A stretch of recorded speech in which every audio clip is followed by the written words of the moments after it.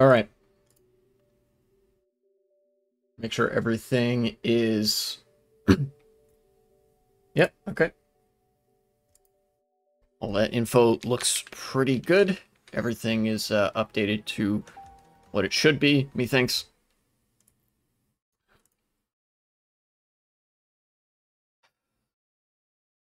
And let's get started.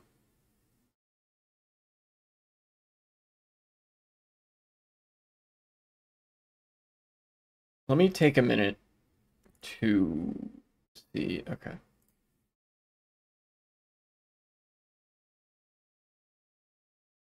We got the bad ending. Yeah, we didn't just get the bad ending. We got probably the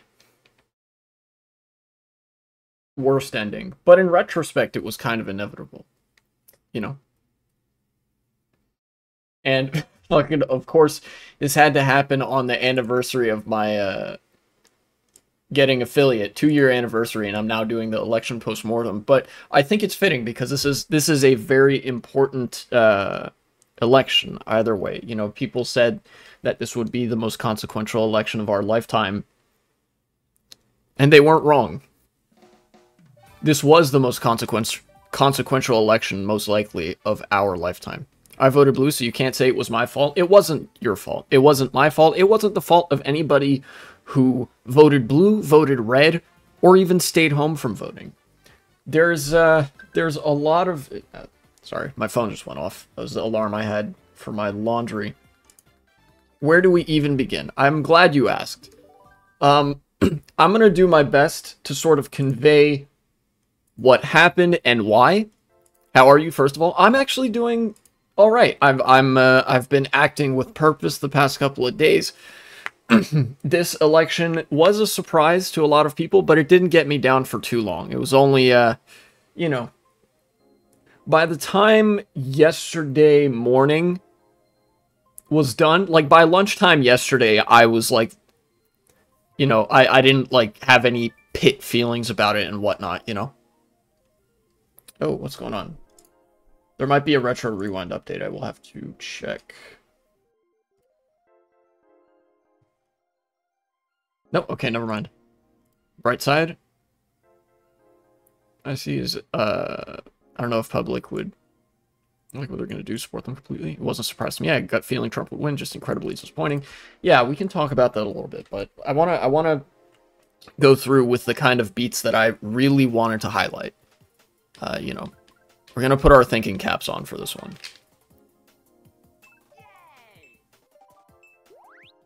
Okay.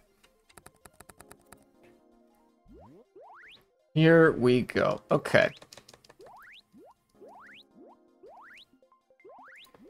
Fuck you, Washington Post.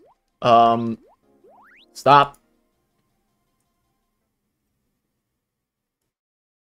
Alright.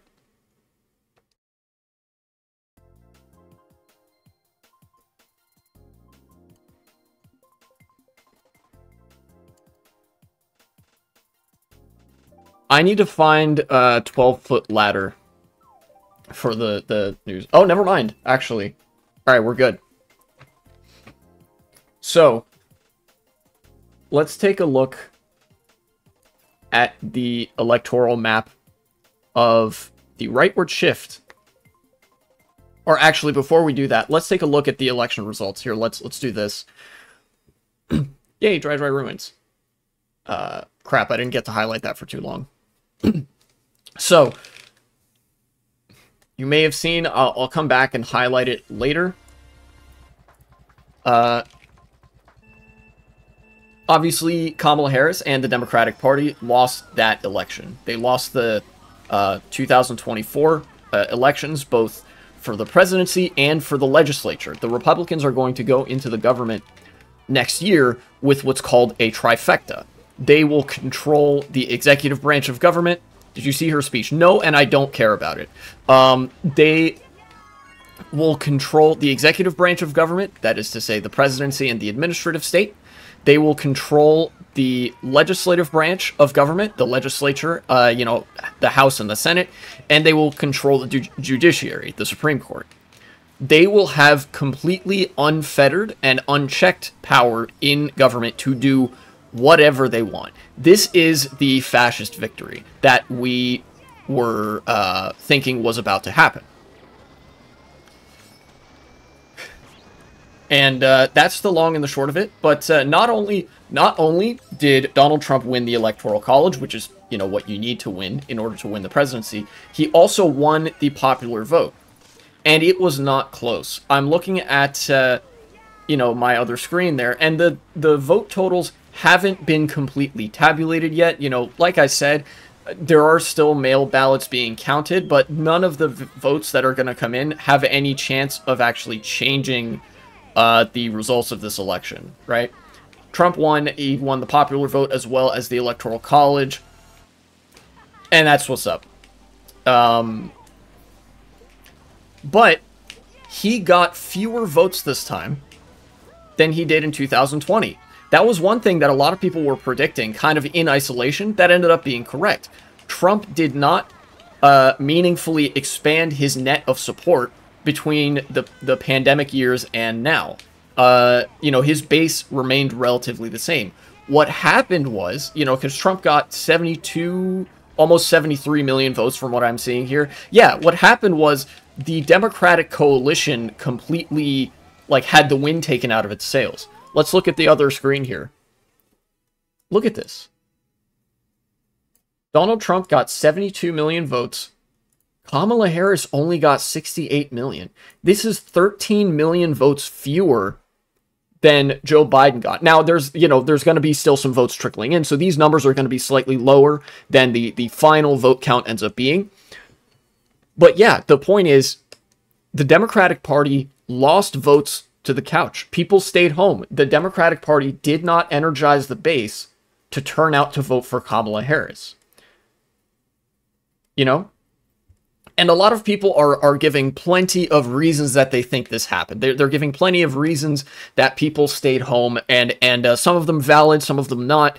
There are no shortage of liberals online blaming the left and minorities because liberalism is, after all, the moderate wing of fascism. They are incapable of systemic self-critique, and to them, their ideology can't possibly have any flaws. So it must be the voters who are wrong. It must be the voters who are at fault for this shift. And speaking of, there was a massive, massive shift. Literally every single state in the country experienced an enormous rightward shift, with the exception of Utah because they're silly, I guess. Like, Kamala Harris was only winning safe blue states by very, very thin margins. This was a bigger blowout than Hillary Clinton's loss in 2016. This is not something that you can even begin to explain at just an individual voter level, or even with any mistakes made on the campaign trail.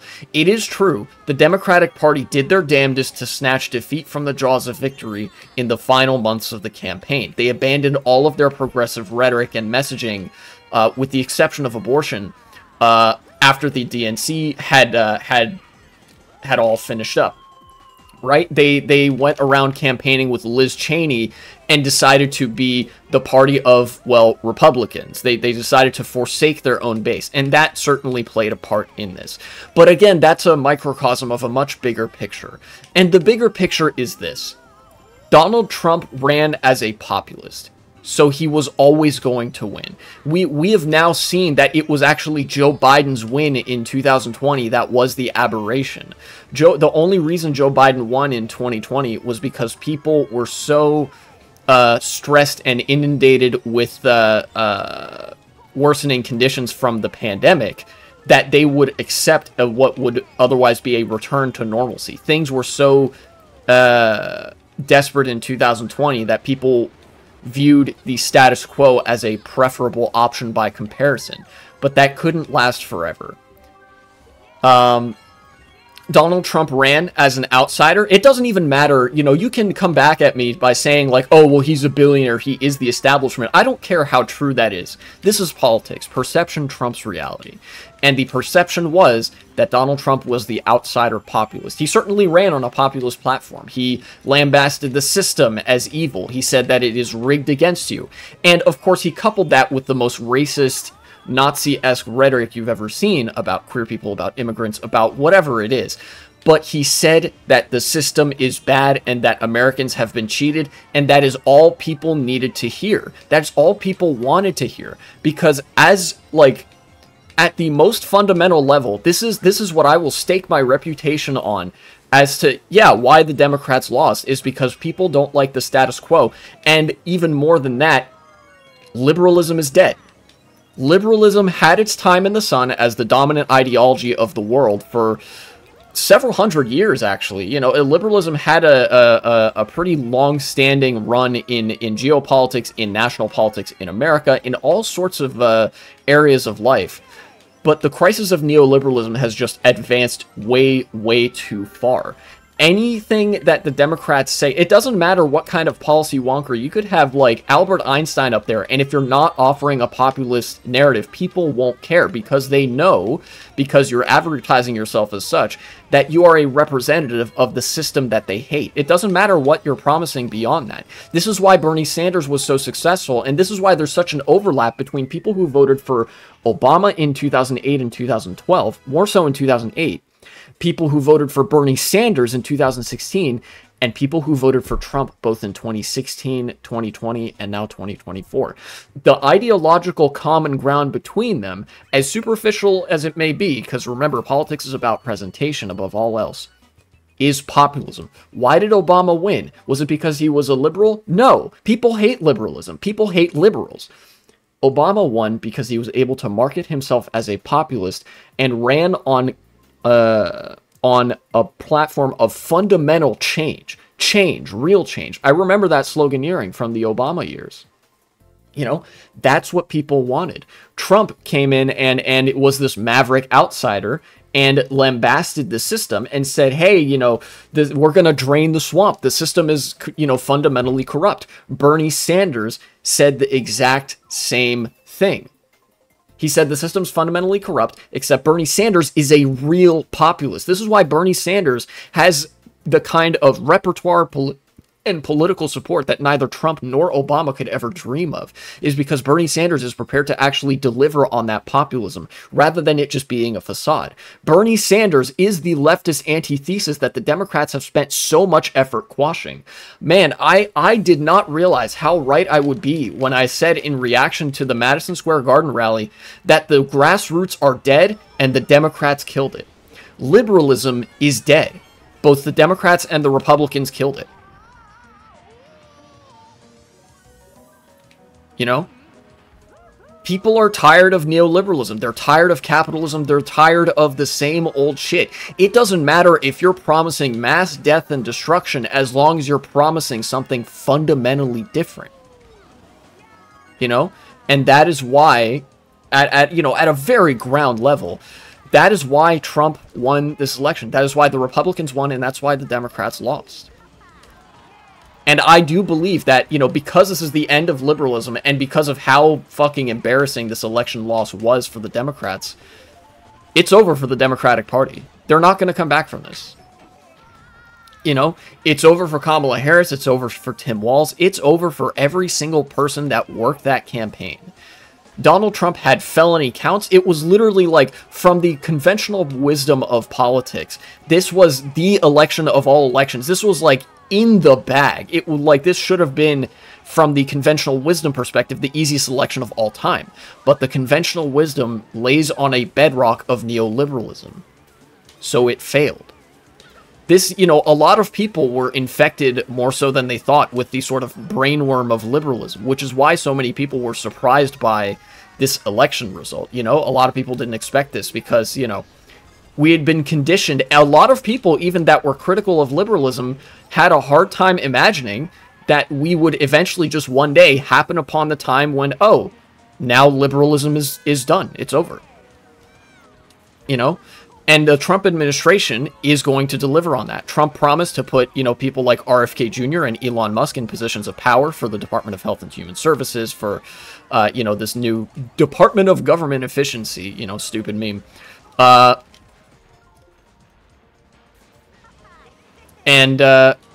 What they're going to do is they're going to gut the administrative state. They're going to tear it all apart, true to their promises, you know? Well, the rapey old fellow is one of us. He's saying he'll make our gas cheaper, so we'll go with him. That's actually still a little bit missing the point. It's not that he's saying, I will make gas cheaper. It's that he's saying, I will make gas cheaper, and also I will do all these other things because, this is the big thing, because the system has cheated you. The ability of the Republicans to engage with populism is something that was always going to guarantee a Democratic defeat eventually. Put plainly and simply, the Democrats lost because they are anti-populist in a world of populism. Populism is the name of the game in politics. Neoliberalism is a decaying system. Liberalism has been in decay for some time, but now, you can see with maps like this, with vote totals like this, we're at that point of crisis. This is the point where liberalism becomes fascism and where liberalism completely dies off. A lot of liberal democratic institutions are going to decay as a result of the Trump presidency. Hell, it's even possible that we get a Viktor Orban-esque government in the United States where you still kind of have to keep the veneer of democratic institutions around because people are accustomed to the formalities of democracy, but there isn't really a, there's enough rules and preconditions set in place that there's only sort of the illusion of democracy. To an extent, this was already the case because this is a bourgeois democracy and not a real democracy. But that's what we're going to exist under for a while. And that's going to be life for, I don't know, a few decades? Possibly a few decades, I would imagine. If ever there was a time to get involved in grassroots organizing, protest movements, union organizations, labor organizations, and whatever, it's right now. The top-down structuralism and the top-down institutionalism of liberalism is dead. So now, well, I guess that, it doesn't change that much about our behavior, I guess, in the prescriptive sense. You still do what you can. But, here comes that fascist United States. Has nothing to do with us disenfranchising Democrats in swing states. It actually doesn't, believe it or not. It actually does not have anything to do with voter suppression in the swing states. Voter suppression is not capable, even at the level at which Republicans engage with it, voter suppression is not capable of producing a gap of 13 million votes between one election and the next. The Republicans weren't even ready for this. The Republicans were fully prepared to go into this and lose in a blowout and launch a last-ditch desperate attempt to, at an institutional level, steal the election by causing a hubbub in the House of Representatives and then tossing over to the Supreme Court, etc., etc. But they didn't need to. Because the fact of the matter is the Republicans just won the election. Or more accurately, the Democrats just lost. This election was like an anime moment.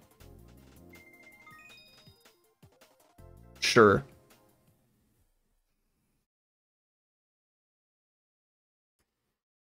Phone book and anus. This is like the third or fourth time you followed my channel, but thank you nonetheless. Yeah. Now people who hate democracy have control over everything. They'll just do whatever it requires to perpetually win elections in the future. Yeah, but what I'm saying is it didn't require voter suppression for them to get there. The Democrats just lost. The populism of the 2010s and 2020s finally caught up to the Democrats in an irreparable way. Irrespective of whether or not the Republicans even, have the institutional control necessary to, rig all the elections in their favor going forward, which I believe they will. The Democrats were never going to win another election after losing this one. Slomo XD, thank you for the follow. Welcome to stream.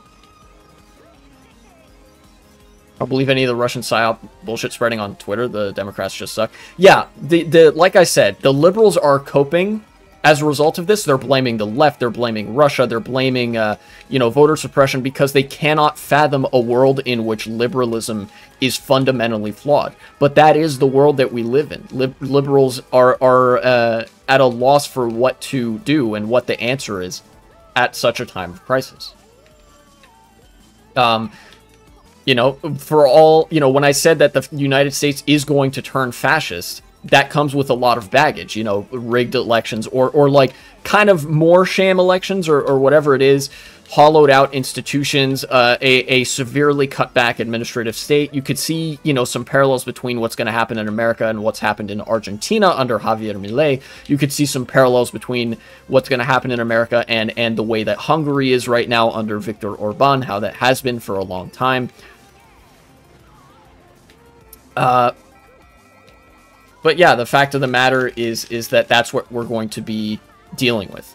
And at the other end of this is what I want some people to maybe take some respite in, is that if we do what we can and we organize at the grassroots level, eventually fascism is going to die too. It might take a long time. In fact, it will probably take a decent chunk of time. But remember, even fascist countries that existed completely within peacetime, Spain as a fascist dictatorship did not get involved in any of the major conflicts of the 20th century. Not in a sense that would like plunge the country into disarray the way that Germany and Italy did during World War II. Germany lasted for about 12 years as a fascist dictatorship, Italy about 20. But, that was cut short by a world war.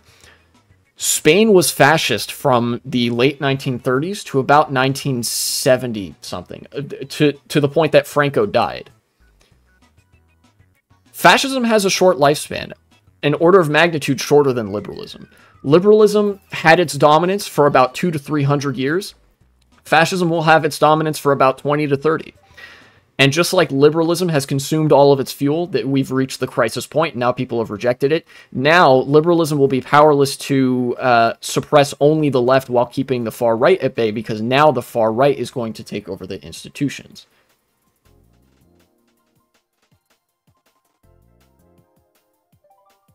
Wasn't there something about a speech by the Democrats in Michigan turning red? I feel like I have something about that wrong. Yes, Michigan did vote for Donald Trump in this election. But here's the thing. It was just Donald Trump at that point. Populists in Michigan won big. The progressive, like social democratic populists in the representative body, Rashida Tlaib, a left-leaning Democrat who leans on populist messaging very heavily, she won in a blowout election. She won by plus 32. And Trump won by plus 7.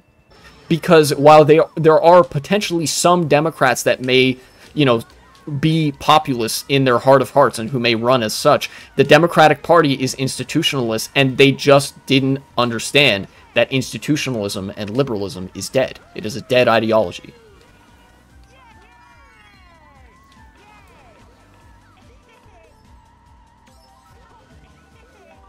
When America burns itself out, what do you think is going to be the top country on the planet? I'm not sure. Trump will make America great again. Slow-mo XD, welcome to chat. No, he will not. Trump will not make America great again. In fact, fascists, I've explored this before when I covered other elections. In fact, that what I'm talking about was pretty visible if you know about my other election coverage for Germany, Canada, etc. Fascists are just an objective downgrade to liberals in all of their substantive policy proposals. That 20% tariff, that would destroy America. Deregulation, that's going to hollow out the average and median wages of workers. It's going to continue declining. However bad things were, however bad they were perceived to be under the Democrats, right? Life getting worse was kind of a slow burn under liberalism. The nature of fascism and far-right populism is that it will take that slow burn and accelerate it to levels that would give everybody a massive, massive shock. Social movements born from the discontent of poverty, inequality, and overall worsening conditions of life are going to explode under a fascist United States. Kamala will destroy Ukraine and Gaza and Lebanon. Well, she lost, so no, she isn't. In fact, she's done with politics. She's not coming back. This was a career-ending loss. I don't know what world you're living in. If you're living in the alternate universe where Kamala Harris won the election, or the election hasn't happened yet, then sorry to tell you that it already happened and Trump won the election. Trump will make them, he is a troll. We can keep him around,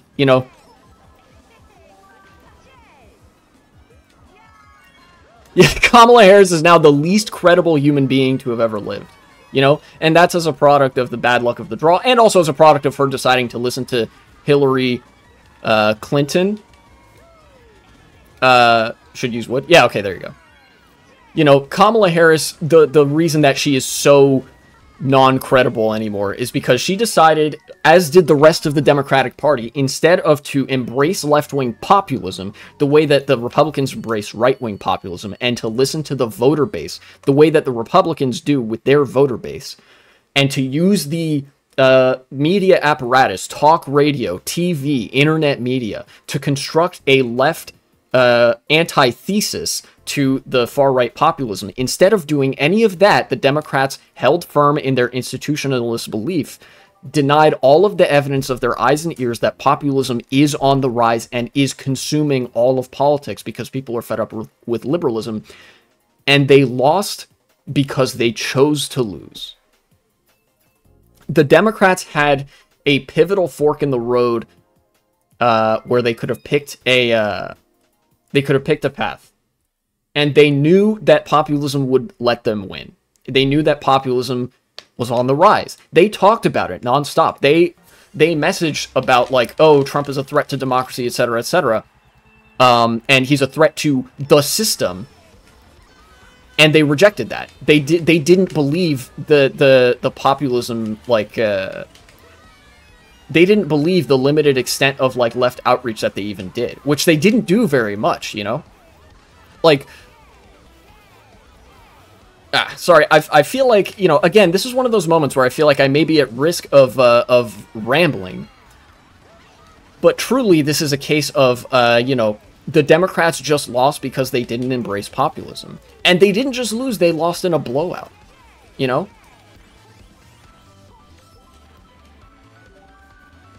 Tell me, what did Kamala do when she was vice president? Not much. In fact, Joe Biden's legacy. This is one area where, like, Slow-Mo, you actually do have a point that I want to harp on. Kamala Harris, obviously, she's the vice president. The vice president does all of jack shit in the American system. But, think about the administration of Joe Biden and Kamala Harris. Did they do good stuff? Yes, objectively they did. The hot labor summer took place under Joe Biden administration. His administration was very accommodating of the NLRB and labor organizations. And, there are a lot of achievements next to their name if you were viewing this from the perspective of a resume, right? The CHIPS and Science Act, like I said, the hot labor summer, the American infrastructure bill that passed, I believe, in 2022. But this ain't a resume. And we're not careerists here. You don't, like, if your victories aren't constantly gloated about and messaged and, like, harped upon in the media, if you aren't capable of selling your policy repertoire as something transformative, something that will breathe new life into America at every possible level of media production and consumption. Afghanistan was another big W of the Biden administration. He pulled us out of that, he pulled us out of the war. Obviously, some of that stuff is going to go ugly, but the truth of the matter is we're not in Afghanistan anymore. Joe Biden, until the fiasco with Gaza, had a really positive rap sheet. But the Democrats didn't say jack shit about it. They were just demure and submissive and breedable for the whole time that they were in control of the government, because liberalism holds this, like, weird institutionalist objectivist framework that they couldn't possibly be wrong. So they, like, the arrogance of liberalism convinced the Joe Biden administration and the Democratic Party that they did not need to do voter outreach, that they did not need to convince people of the transformative nature of the policies that they were pushing, partly because they're idiots and partly because a lot of the things they did weren't very transformative. A lot of the good things that Joe Biden and his administration did as good as they were, didn't fundamentally change anything about liberalism. Liberalism is still at a all-time like point of crisis. Inequality is worse now than it was in the Gilded Age for all of the data we have. You know? And the Democrats chose to just like not look at it. In fact, they actively told people not to look at it. What was the message in 2020 in the aberration of an election during a pandemic where Joe Biden eked out a solid victory? Nothing will fundamentally change. And people remembered that. People remembered that.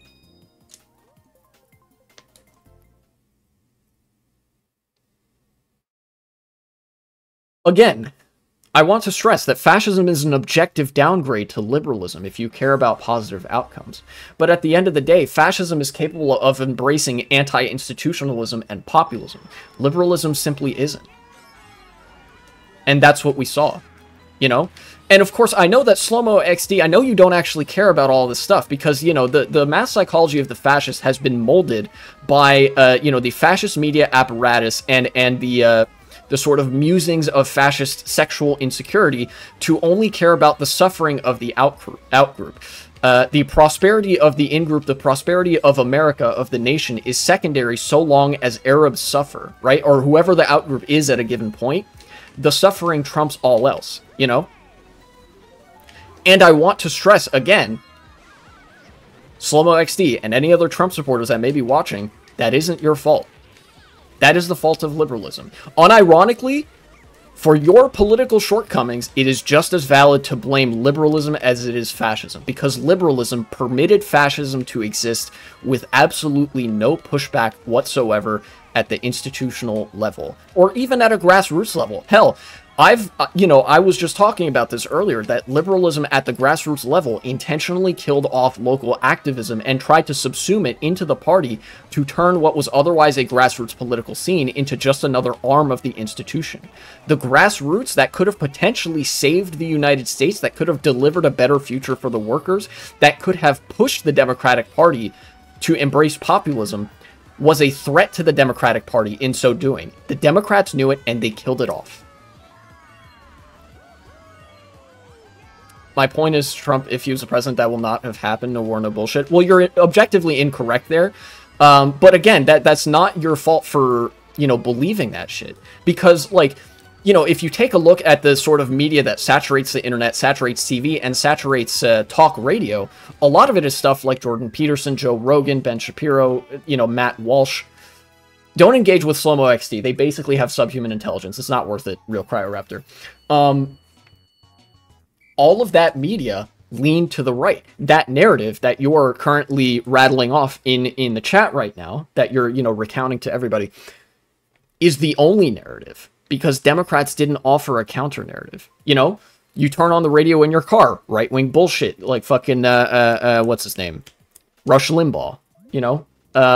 You turn on TV, Fox News, OAN, what, you know, whatever else. You go on the internet, it's Joe Rogan, it's fucking Nick Fuentes, to the extent that he still exists in the zeitgeist, Matt Walsh, all sorts of shit on Twitter. Elon Musk, a far-right, you know, Nazi-aligned billionaire, owns Twitter and was constantly manufacturing that consent for fascism.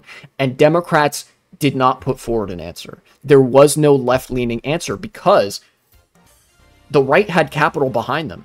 And the Democrats, being liberals, will always capitulate to the interests of capital. Capital coalesced behind Donald Trump, and the liberals were ineffective to do anything because, well, they didn't want to hurt the feelings of the big billionaires, you know?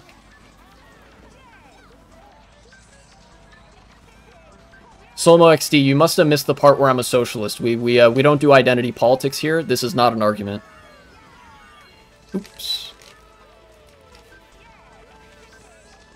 Just regurgitated far-right sound bites. Yeah, and in fact, that speaks to the strength of the far-right media apparatus, because if you hear far-right talking points, you know, make America safe again, make America great again, you know, stop the steal, stop immigration coming from the southern border, whatever, all of the far-righters sound exactly the same.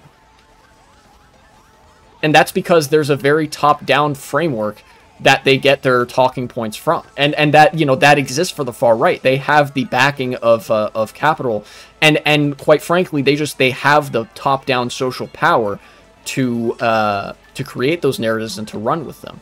And it's not like there's no answer to that to be found. You know, there is a way to combat that, but the Democrats weren't willing to do it, because anything that you could do to combat the capital class would require, well, combating the capital class. And liberalism is an ideology of capital. Fascism is just the extremist wing of liberalism. Of course it was going to take over.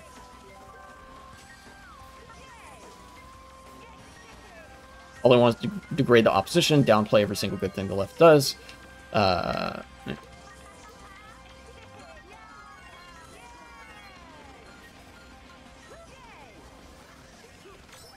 Part of why they've gotten so far. They're very, very good at making sound bites. Yeah, and you know who else was good at that? Bernie Sanders. That's one of the best features of populism. Populism has to, like, the way that populism works is that it is very good at ideological marketing. It's very good at campaigning. It's very good at amassing mass support, because it sympathizes with people's feelings of disillusionment and alienation. And that lends itself very well to sound bites. When systemic rot runs so deep, those big general statements are far, far more applicable, right? I've had liberals who get into arguments with me over everything that I say because I'm not qualifying every single statement that I make that is of a systemic nature. And they just don't get it. They don't get that the system is so fundamentally rotten that if you're not engaging with that big picture, you've lost the plot. That big picture, the system that has cheated Americans, that has cheated everybody around the world, the system that we know as liberalism, that outsources slavery to the third world, that depresses wages locally by cracking down on unions passively, and that markets itself as the ideology where everything is fine and history is done, was always going to lose. You know?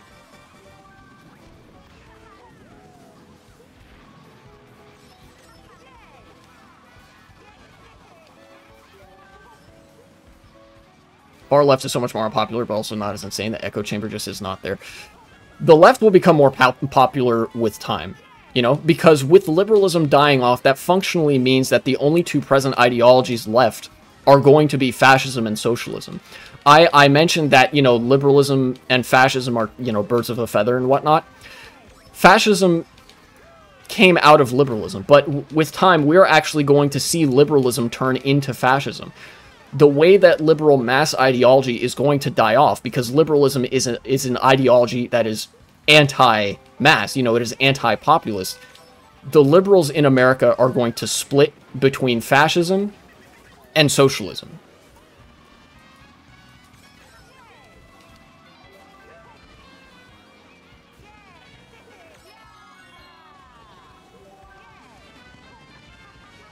Just for our own safety, we have to worry about the death camps.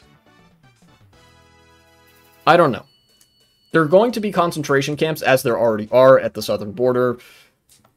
We know about that. If you're queer, if you're a leftist, a socialist, and whatnot, you may have to lay low and be very careful about where you tread, you know? That much is pretty clear from the way that far-right governments operate. They're much more forceful in suppressing dissent than liberal regimes are. I'm horrible at hiding. It might not be that drastic that quickly. Just keep living how you can. You know? Make sure your passport is up to date. If you need to leave, if you start feeling the heat, if there are laws that get passed that feel like they're about to they are about to demographically target you particularly for your group membership in any particular category, it may be worth it to find somewhere else to go. You know? In fact, I should apply this advice to myself as well. But America's the only home I've ever known. And if I die here, then that's, you know, that's my fate, right? Like, if the purges really do start and the mass crackdowns start and whatnot, that's my fate. But I can't just do nothing. I can't just run, you know? As much as I have adopted sometimes historical fatalist points of view, as I've mentioned in another video. God, that video where I talk about the liberals being fucking brain busted on the campaign is gonna be, at that age, aged like a fine fucking wine. You know? Shit, I've actually lost my train of thought because I interjected myself there. Yeah, okay. I mentioned that, you know, there is going to be this dialectic, relationship exists between the interests of capital, the interests of the workers, etc., etc., and that's, you know, gonna have to advance. But we have to work for it. I have to work for it if I want that. You know? This is one respect in which I am not a historical fatalist.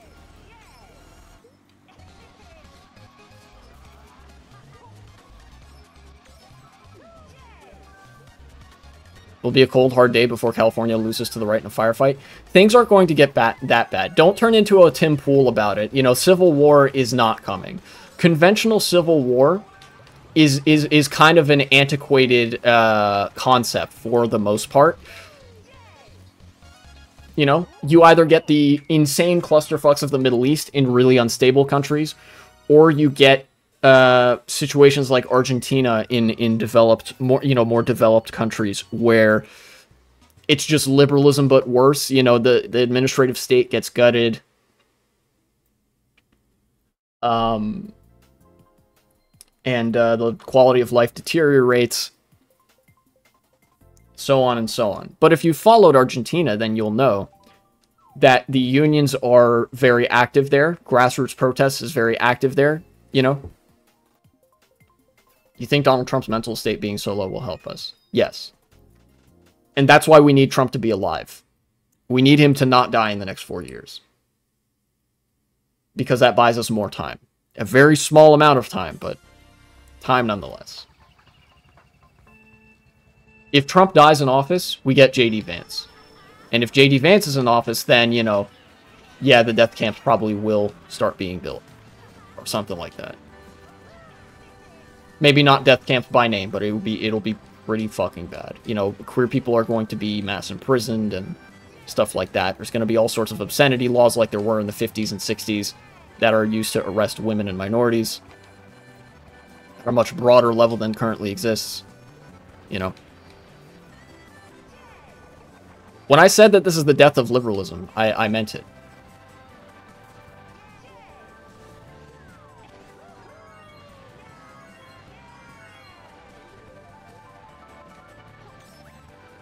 And of course, this has ramifications for other countries as well. Expect America to stop supporting Ukraine. Trump is very friendly with Vladimir Putin and with the Kremlin. He's not going to support Ukraine as much as the Joe Biden administration was willing to. Expect the genocide in Israel, in Palestine rather, to get worse. War will probably break out in the Middle East. Because as pro-Israel as Joe Biden was, even that doesn't hold a candle to what Trump would be willing to abide by.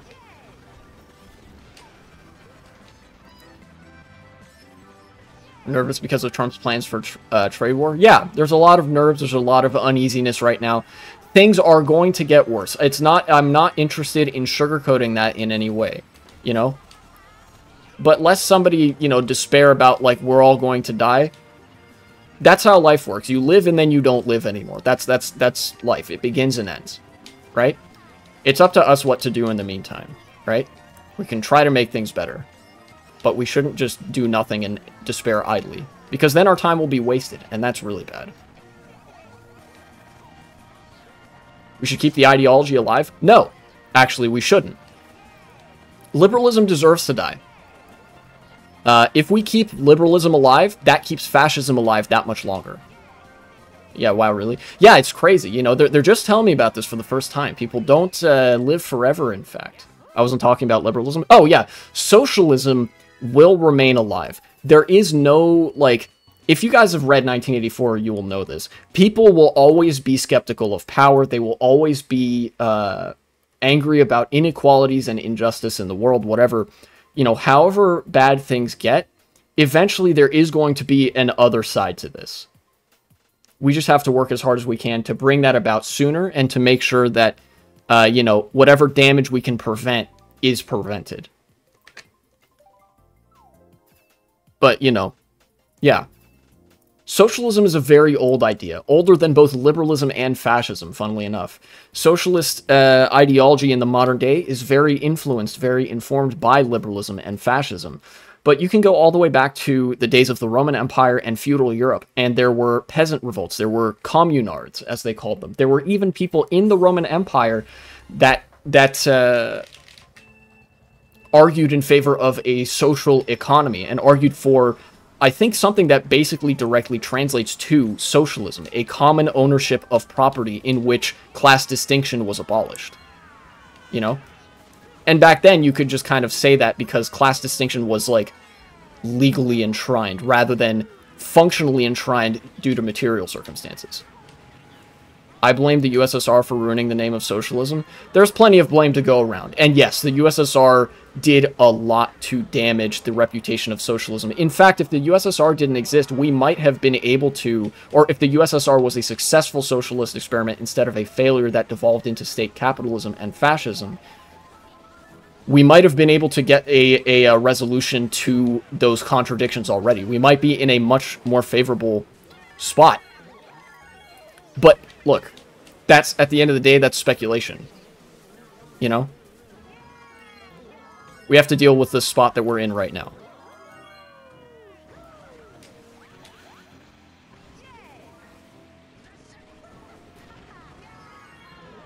Roman Republic was pretty socialist for the time. Didn't they have a wheat distribution system? That just means they had an economy, not that they were socialist. Socialism means something specific. Or rather, it has a definition, you know, that can be applied to varying degrees of, you know. Just having an equitable distribution system and having a social safety net doesn't mean you're socialist. At best, that is a social democracy or an otherwise a social state. You know?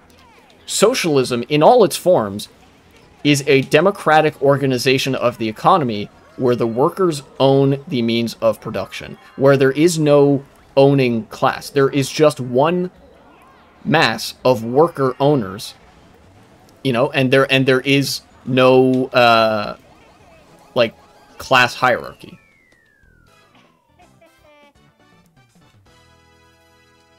What the USSR got wrong was instead of removing the ownership class, they just replaced them. Yes, that is the biggest mistake of the USSR, or one of them. Much would you want to bet that Republicans think lefties are going to do a January 6th? They may think that, but that's not going to happen. I don't even think that's going to be very widespread, because the Republicans know that the Democrats have taken all the wins out of the sails of the Progressive Coalition and the left movement. Socialism has a lot of bad history, though. That's part of the joke? Okay, yeah. Yeah, the term socialism does. Every time that a socialist experiment has remained socialist and democratic in character, it has been a massive success. I could point to individual examples of common ownership structures, housing cooperatives, workers' cooperatives. All of these are resounding successes. If anything, socialism, when you take a look into the finer points of history, socialism is consistently a very successful system that garners good outcomes. The problem is the word socialism has a very mixed history.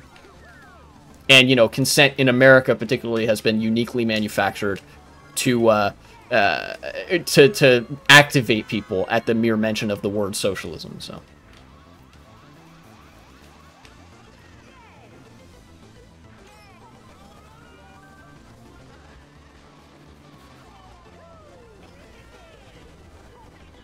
Like, I'm serious when I say that this is going to be the death of liberal ideology. Like, not just a liberal system, but of the mindset of liberalism in people. You know, there is no institutionalist option anymore. You just lose if you do that. Nobody believes in the institutions. Nobody cares. So, like I said, it's between fascism or socialism. How long do you think until the average voter realizes, oh shoot, we're in danger? Some of them have already. Some of them, it's going to take until it hurts them specifically, and even then they're going to blame the Democrats. That's the nature of the fascist zeitgeist and the fascist consent manufacturing machine. And to an extent, the liberal manufacturing consent machine. You know? They're conditioned to never blame the system. But try as they might, liberal outlets can't completely obscure the fact that the system is fundamentally flawed, because they themselves are a part of that system. So when people view the news, they're viewing it as a part of the system that they hate. And they know it. Anyways. Again, I feel like I'm at the risk of rambling.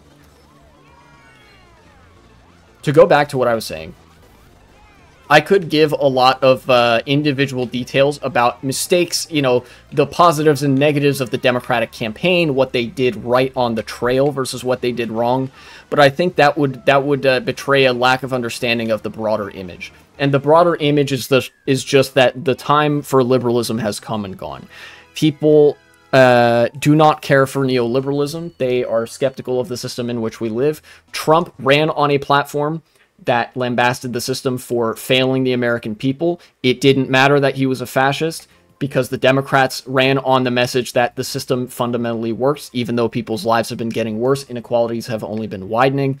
People were ready to reject liberalism, and they didn't care what came in its place. This is a part of a predictable historical pattern, you know, that I've mentioned before, that neoliberalism produces insane degrees of alienation.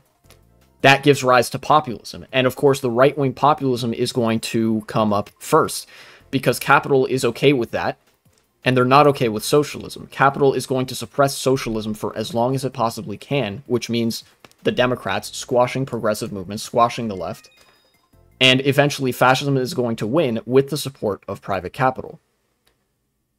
And that is the you know, that is the next step of the dialectic. You have the thesis, you have fascism. Now the countdown is until the antithesis shows up, socialism, in the discourse, in politics. And we might not recognize the government or the systems in which we live. We might not recognize the institutional environment that we live in by the time that we get there. Because, you know, all of the institutions that are associated with and tied to liberalism, you know, a lot of the government departments, a lot of the, you know, the social safety net state, that's going to be gone, because those were the promises of fascism. You know? We're going to see a lot of liberals are statists who defend the state just as a concept and defend authoritarian, you know, organization of civil society, because, you know, they don't trust the masses to govern themselves either. We're going to see the state revert to a positionality that is very reminiscent of what a lot of theorists would have seen in the 19th or very early 20th century, you know?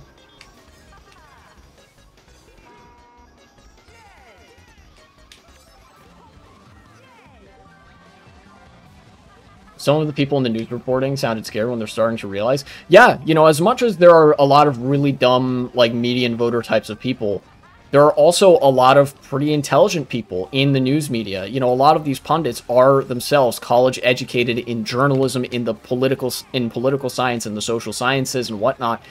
They're not complete morons. They, you know, some of them can see and are starting to see the writing on the wall.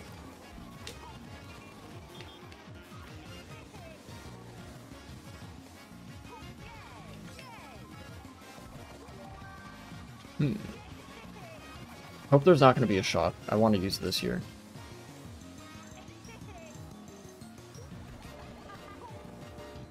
Okay, third place.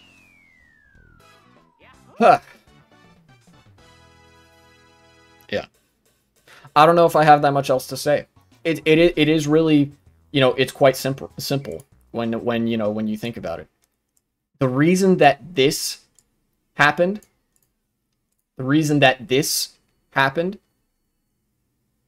was not necessarily because people were sold on right-wing politics, but because there is no populist left-wing politics.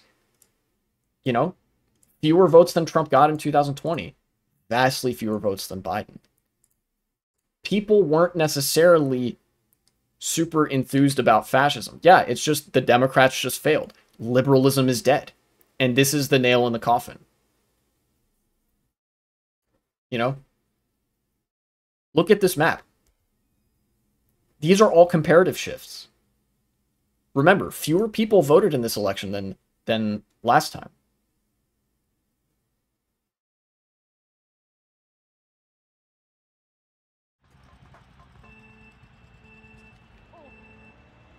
Liberalism is dead, and it's up to us to organize at a local level and to try to lay some grassroots groundwork. You know, participate in mutual aid societies, volunteer at your local food bank, get to know people. Make it hard for the fascists to persecute you if they come looking for you. Make it hard for, you know, make it really fucking annoying for fascists and the capital class to, you know, put the boot on your neck in the way that they want to, right? Organize in your workplace if you can.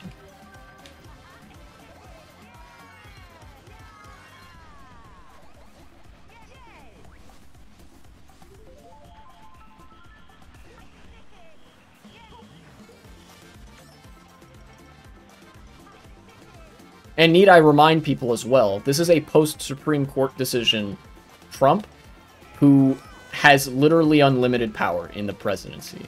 Like, or rather unlimited legal shielding, you know, legal protection. Liberal institutions will not save us because they have already damned us. So we need to start deconstructing them. You know? Because fascism is itself an outcrop of liberalism, our objective now has to be to kill liberalism even harder and replace it with something more democratic, something more free. You know? Something that isn't fascism, something that resembles socialism, a post-capitalist society.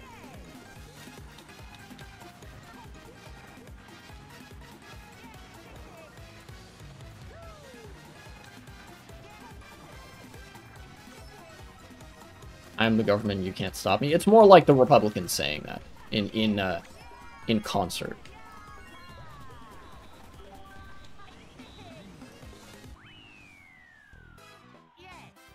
Supreme Court will decide your fate. I am the Supreme Court. Well, the Supreme Court isn't going to do that either, because the Biden's Department of Justice has decided to wind down all of its investigations into Trump.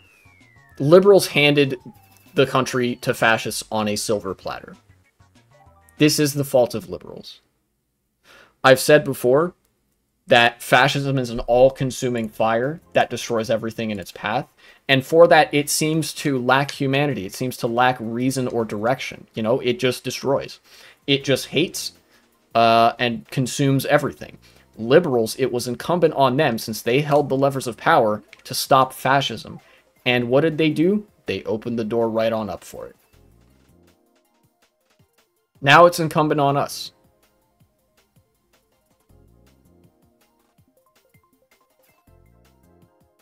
And I'll say again, just do what you can. That's all any of us can do. Do what you can. Hell, even if it's just, you know, buying some little anarchist or anti-capitalist stickers and just posting them up around town. Just do that. You know?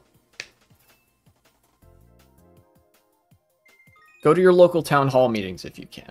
Stay appraised of the news. As much as it sometimes hurts, stay appraised of the news. You know?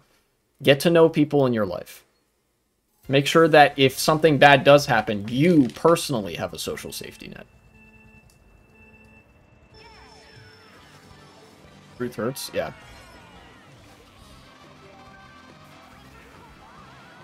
It's gonna be a rough couple decades. But eventually there is going to be there is going to be a way, not out of this, but through it.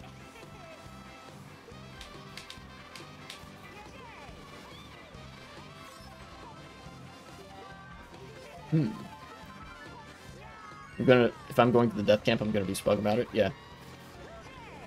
Yeah, if that's my fate, I'll say again, if that's my fate, then so be it. But, you know, whatever happens, I'm gonna stay here in the United States. However long it takes the left to realize liberalism doesn't work in this current day and age. Do you not understand what I'm saying here? Liberals are not the left. The left and liberals are two different political camps. They are mutually exclusive. If you are a liberal, you are not a constituent part of the left. Liberals are the center, and the center right. Fascism is the right and the far right. Socialism is the left. This is not incumbent on the left to realize. This is incumbent on liberals to now pick the right side of the fence. And by right, I mean correct. You know, the left side of the fence. Do you think liberals are going to be disbanded or hollowed out? I think what's going to happen is there's going to be a slow and there's going to be a gradual disillusionment of people with the ideology of liberalism as the institutions that previously held it up decay away. Like I said, because liberalism is dead, that has mass psychological implications, and it also has institutional implications. It's not going to be some sort of grandiose disbanding of a lot of things. The Democratic Party, because of how humiliating this election was and how party politics works, they are going to die a slow and painful death as they lose voters to the couch more and more because they are not going to embrace populism. They are allergic to it. They can't do it. And as a result of that, liberals will be disillusioned in one direction or the other. Yeah, they will gradually just wither away. That's kind of how the dialectic progresses, you know? For a while, liberalism was trying to reassert itself on both positions of the dialectic, but it was much less vigilant against fascism than it was against socialism. So one fork of that conflict is now occupied by fascism, and now that the liberals are gone, the fascists are going to try to do the same thing, but to a much lesser avail. Socialism eventually is going to become that second fork, and liberalism will be thought of how we now think of feudalism. That's what I mean when I say dead ideology. It's going in the dustbin of history. People are not going to identify with that in a given amount of time. You know, or they'll call liberalism something else. They'll you know, certainly a lot of historical revisionism happens, but what we now know as neoliberalism is not going to be a real ideology anymore. Not in, like I said, 20-ish years' time. Yeah, liberalism is the next feudalism.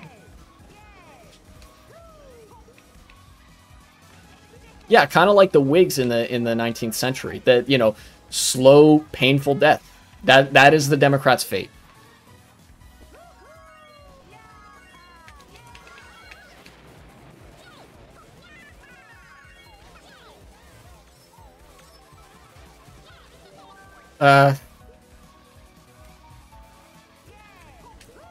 And they'll still claim it was your fault? Yeah, they will to their last dying breath, because that's all they can do.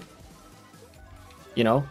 That's what pushed people away this election cycle, is the abrogation of systemic responsibility. And that's what's going to kill them even more. But I think I've said about all I can really say about the election post-mortem, right? You know, I've said, like, probably the same thing about 5 or 6 times by now, so you get what's going on. You know?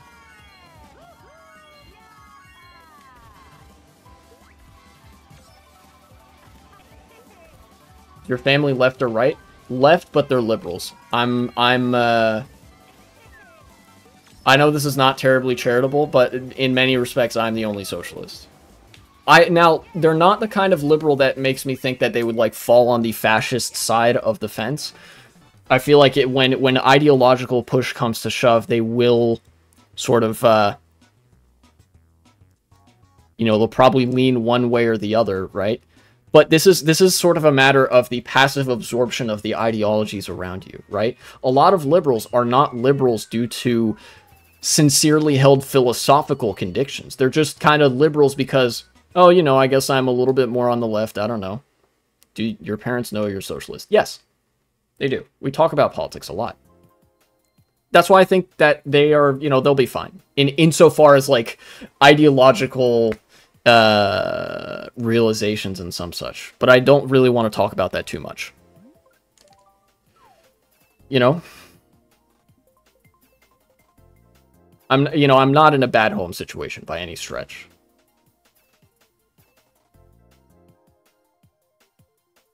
Dad's right-leaning, is about to do something with my mom's ashes.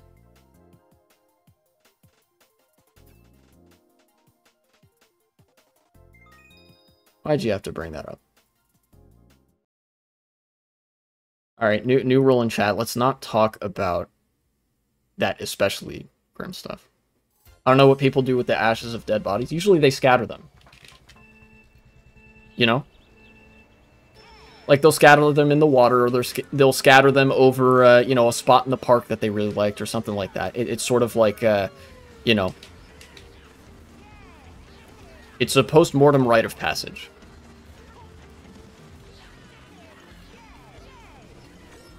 Oh, okay. Yeah. But I also don't want to oversell the certainty of what's going to happen from here on out. I've basically harped on everything that I do know, or that I think I know for reasonably certain that will happen as a product of the death of neoliberalism, the death of neoliberal institutions, and the death of liberal ideology more broadly. But there's a lot that's still up in the air. What happens in the intervening years, I don't exactly know. How people organize, I don't exactly know. What the sort of aftermath of fascism is going to be, what emerges once fascism is done, I don't really know. But I do know that it's not going to be liberalism again. You know? And I think I will try to, as authoritatively as I can, put my foot down and say, that's it. That's all I'm going to say. Future me in the editing. Cut the segment there. And hopefully somebody found this informative.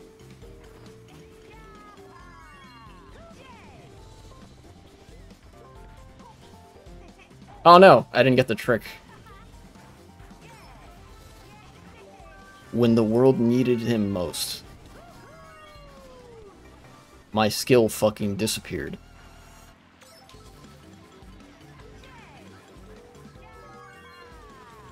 Okay. It's got depressing. That's politics.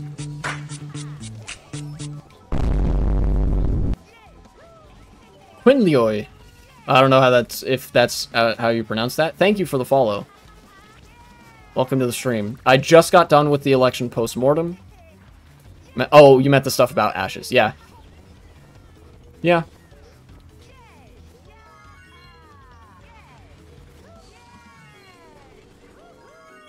I've made my peace with death. People die. That happens.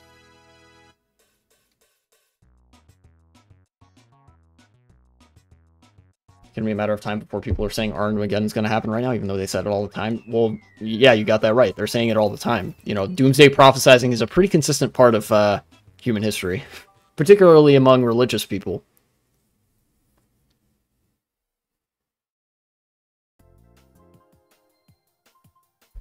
Seem well-spoken about politics from what I could tell. Well, thank you. I try real hard. In fact, I you know, in some ways, I feel like I was not as well-spoken as I would have liked to be today, but I did have a couple of days to think about what I wanted to include in this segment, you know?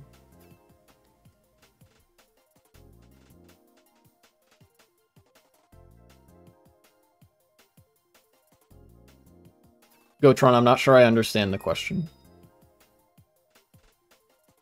In terms of politics, there's not a whole lot else that I feel like I can talk about, just because the election, number one, the election tends to consume the news cycle, even when it's less of a shock than this one, right? Like, the 2020 election was still in the news cycle for days after it happened, for weeks and months after it happened, right? But, you know, and then the other factor keeping this election in the news cycle is that, like, this really does, to me, represent the end of liberalism. I guess, you know, I could potentially engage with politics at a more abstract level, or you know, talk about some other stuff that I've been doing recently, or some stuff that I intend to do in the future. That could be fun. Or just, you know, try to keep it at a sort of banter.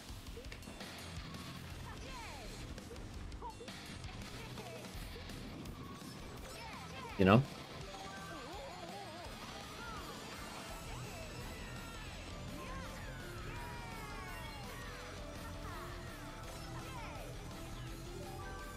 Oh, here's something. There are definitely going to be crackdowns on websites. Oh, yeah. Yeah, expect VPN usage to increase a lot among users of the internet, but also, like, expect there's going to be crackdowns. I mean, for shit's sake, the Republicans want to ban porn. Like, fuck, thing that has definitely been actionable ever. You know? Great, thank you.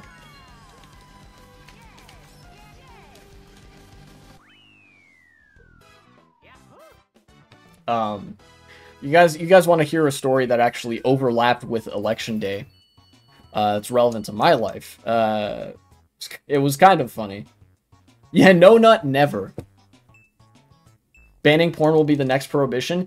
Right you are, insofar as they will never fucking succeed because, you know, people want their porn. Politics are quite weird right now. My girlfriend has a lot of gay, trans, and liberal friends, so I feel for them with the matter because they believe the whole world is crashing down around them. Unfortunately, there really is no middle ground. I asked a couple of them if Trump were to implement policies they agreed with, would they give him any credit for doing good? They said no, and they're absolutely right. The middle ground does not exist. I've mentioned this before. Centrism is not real. When you are gay, trans, or otherwise in the queer community, politics for you is... There is one party that is sort of passively okay with my existence, and there is another party who has openly genocidal aspirations to outlawing my entire identity. What is the middle ground there? You are allowed to exist versus you are not allowed to exist. What, do you want, like, you can exist but as second-class citizens? Let's not be ridiculous here. On issues like that, there is no middle ground, nor should there be. Anybody trying to find a middle ground is lost, you know, has lost the plot. You know? And let's be real, Trump isn't going to do jack shit that's good. Because, well, first of all, he's kind of incompetent on his own, but then also, like, all that the Republican Party's platform revolves around is, number one, tariffs, number two, child labor, number three, controlling women and putting them back in the domicile, and keeping them there, number four, outlawing queer identity by roundabout measures, such as defining pornographers as, like, I don't know, any queer people or whatever.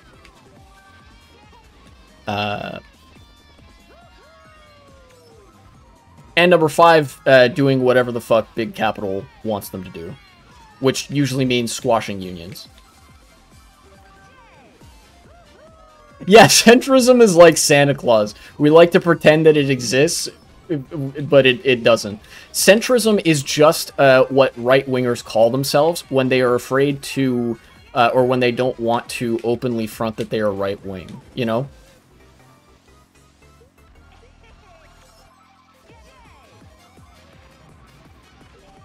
But I like my horny gay furry on Twitter? Yeah.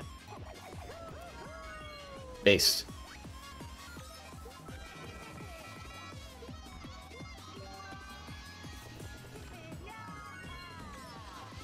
And from centrists, you always get the whole, like, oh, it's all about compromise. And then, you know, somebody's on the left and says, like, oh, so compromise with us? And they're like, oh, fuck no, I meant compromising with fascists. You know?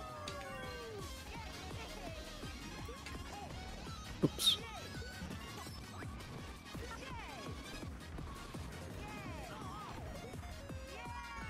Keep close with your queer friends. Quinleoy. It's more important than ever now that people build a social safety net and can rely on people that are close to them, you know? Because things are going to get a whole lot worse for queer people. The Republicans have made that much very clear. And women as well. And doubly so for queer women.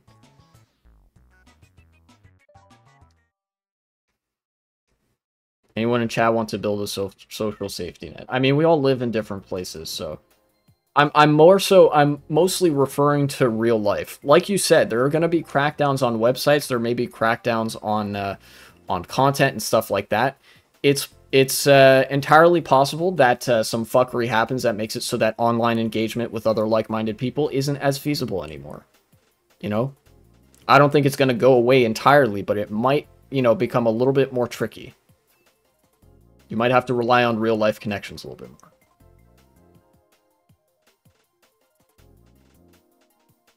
Yeah, centrists have something in common with the far right, but nothing in common with the left, so they always think the far right has a point before they think the left has a point.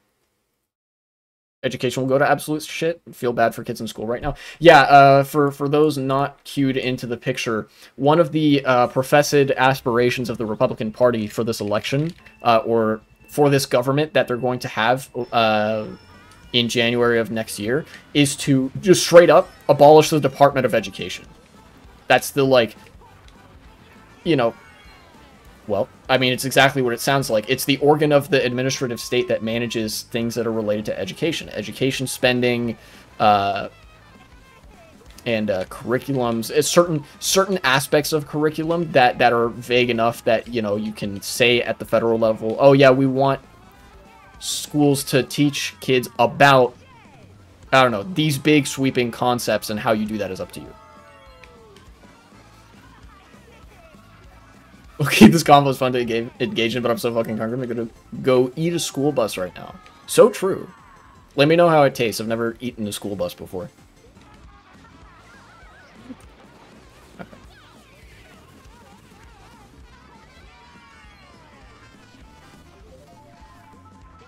Everyone in real life where I live is far-right Republicans. In that case, I don't know fully what to recommend, other than, for if anybody here is under the age of 18, the best thing I can recommend is keep your head down until you have the opportunity to economically detach yourself from the conservative environment in which you live, and try to find, more fertile ground, as it were.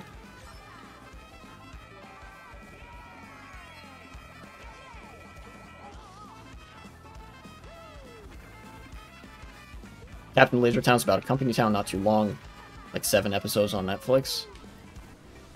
Maybe. I'm not much for not much for shows, but thank you for at least for recommending it. I appreciate that you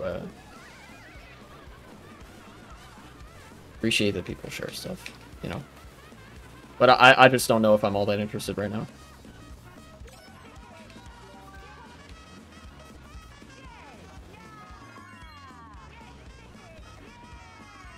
I had to do that, and that was, I think that was smart, because I dodged that POW.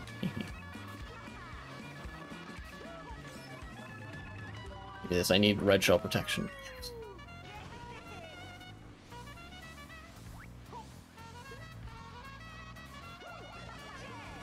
No, too late. 21 and I still can't move out, lol. Well, if you're in a home situation that's, like, not terrible, then I would say don't worry about it all too much. But otherwise, refer back to what I said. Prioritize building that network of people, getting to know people, so that, so that you have good things in your life. But then also so that if you really need help, there are people you can rely on. That won't, like, turn you over to the Gestapo if that sort of thing ends up happening.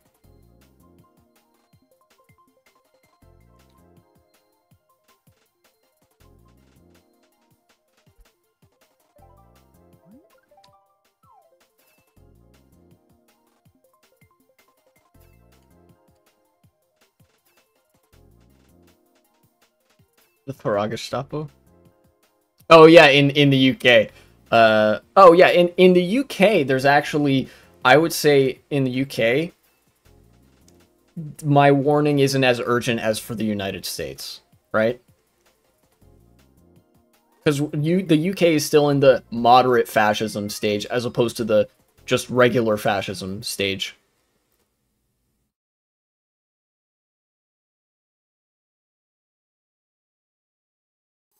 Yeah. Sorry, I wanted to tell a little story that I thought would be fun. Yeah, you haven't quite got there yet. About something that overlapped with Election Day. It had been happening for a couple days leading up to that. And it was pretty goofy. And in retrospect, it was, like, very eyebrow-raising, and I'm glad that things resolved the way they did. So, I have depression. I'm clinically depressed. And I have medicine for that. I believe I might have told this story on election day as well, but regardless, you know, I just got my prescription, so, you know, it's kind of fresh in my mind.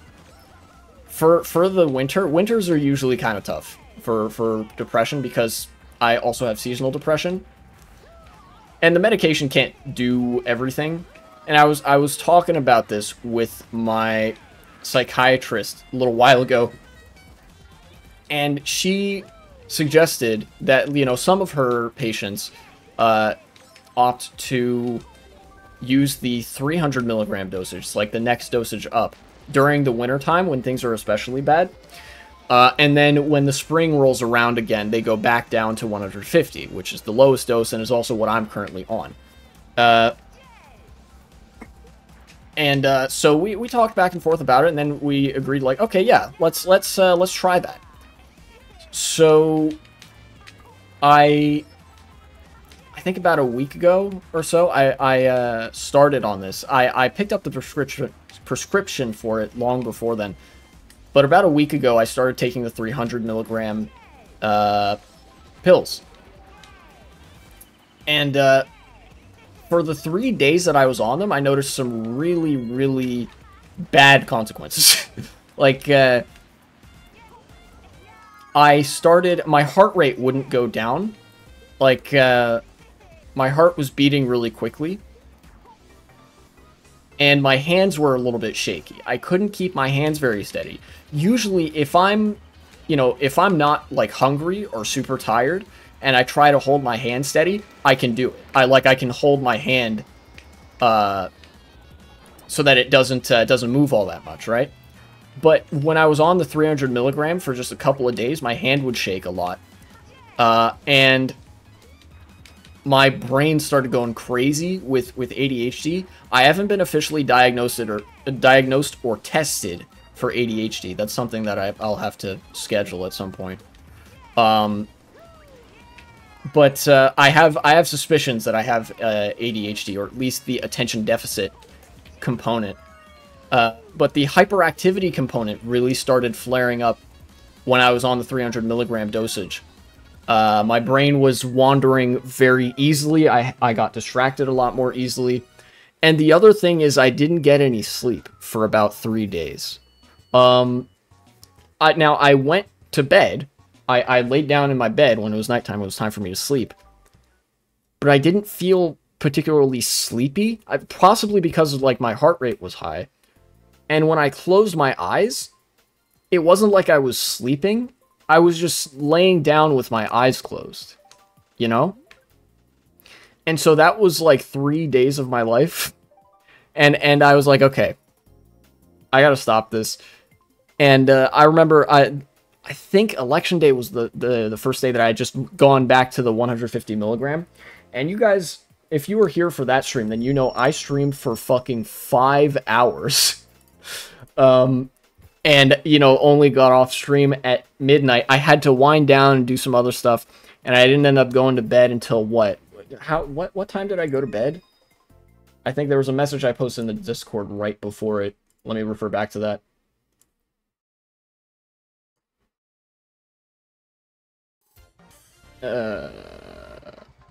I don't know. But it was late. It was like 1 something in the morning, I think.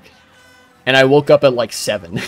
I didn't get all that much sleep after election day. Like, I did not sleep for very long. But holy shit, it felt so good when I got up, because it felt like I had actually slept. You know, I didn't, because my heart rate was elevated and I was so hyperactive comparatively on the 300 milligram dosage of the medicine, I think it's like bupropion or whatever. I didn't really feel tired or sleep deprived necessarily when I had, like, gotten the sleep but not actually sleep.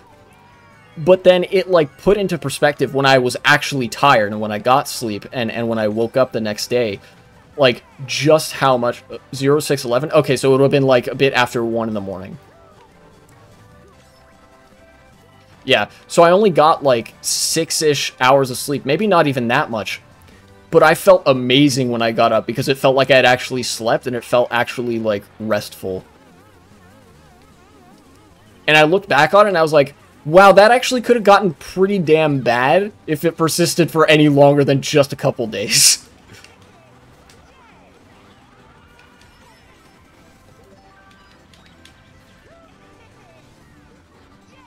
Yeah, past 1 a.m. for me. Between Tuesday and Thursday, I slept for about 2 hours. That's fucked up.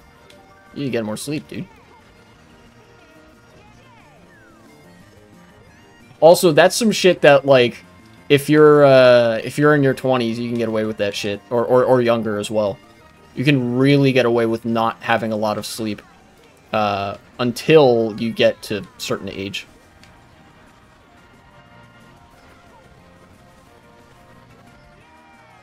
Give me box? Yes.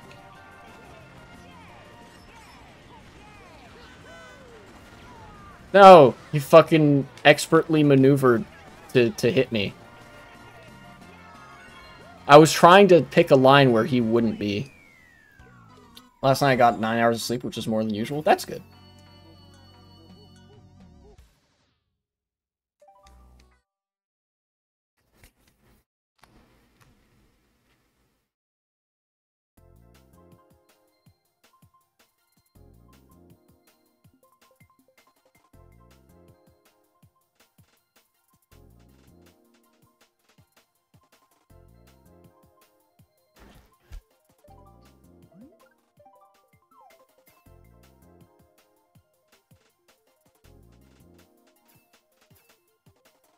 Or I have work at 7:30, which means I have to get up.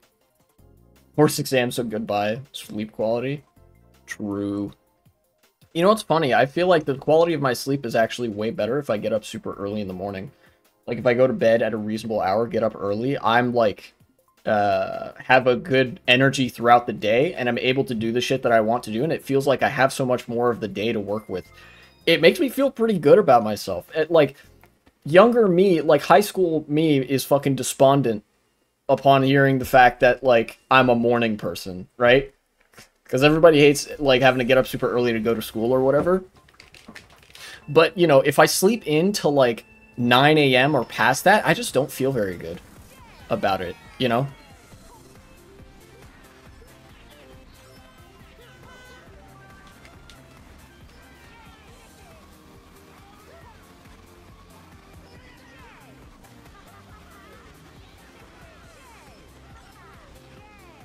My sweet spot is about 9 to 10 a.m. For different people, it's different for different people.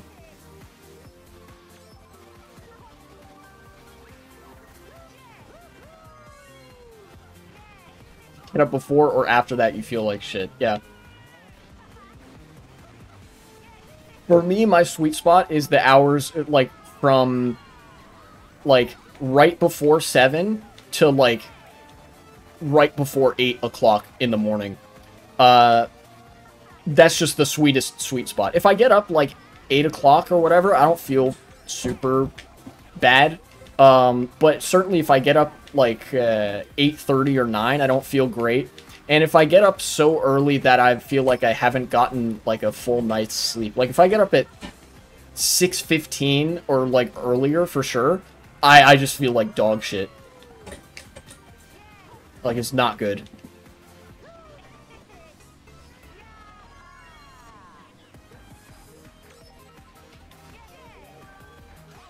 Well, wouldn't you know it? That's, yeah, that's boost panel.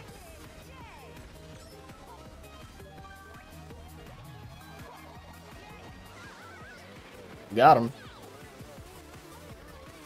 Of course, now I'm in blue shell position, which is, not good. We'll see. We'll see how it ends up. Whoever has mushrooms behind me wins, probably. Or maybe not. Maybe I'm just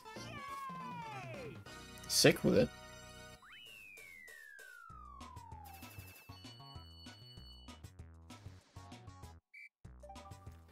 I'll do probably one more race. It is, unfortunately, it's quite warm today. It was warmer than I would have, really. It's warmer than it should be for fucking November.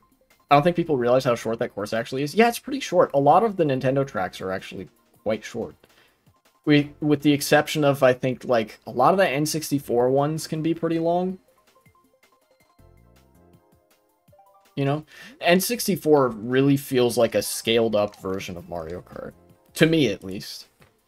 GameCube feels really good. Like, it feels like it's scaled really well.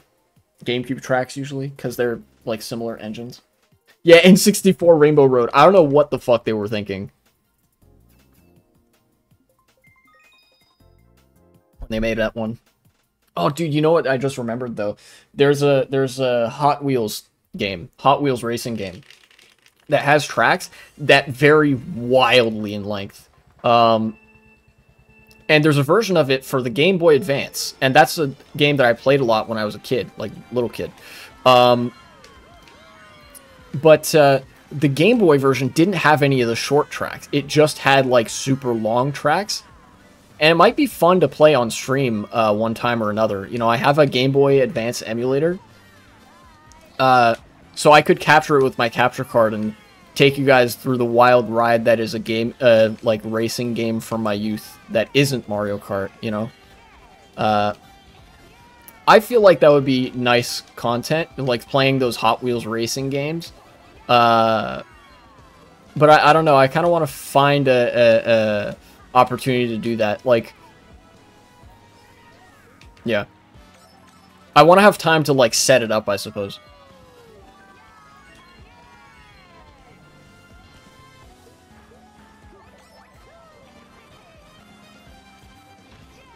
Yeah, variety is good. Yeah, variety is very fun for me. The problem is that variety doesn't always, like, attract a consistent viewer base. From, like, a, you know, it's crass as hell to be, you know, talking about this, but, like, from a business perspective, I kind of, like, it's like, oh, you should just play Mario Kart consistently so that you can grow the core audience there or whatever. Because, like, ponging around from game to game doesn't necessarily do that. But, you know, maybe I should just play what I want to play, and, you know, if I'm having a great time, then the viewership will naturally follow. Maybe I should just approach it more like that. You know?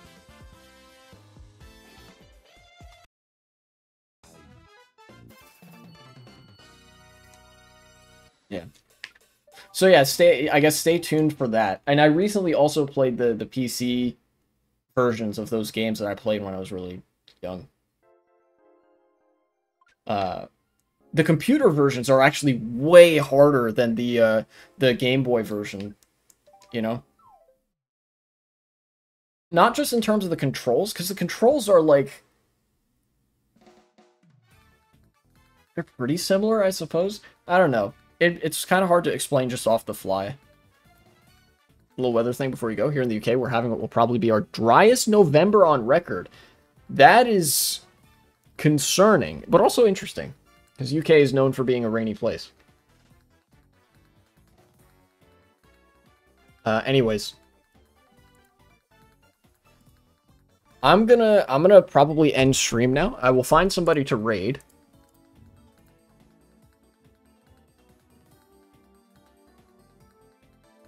Because I have laundry to do and I want to rest today a bit. November is usually one of our wettest months and it's bone dry. Oh boy, I love me some climate crisis. Let us raid Azan, the Hasanabi broadcast.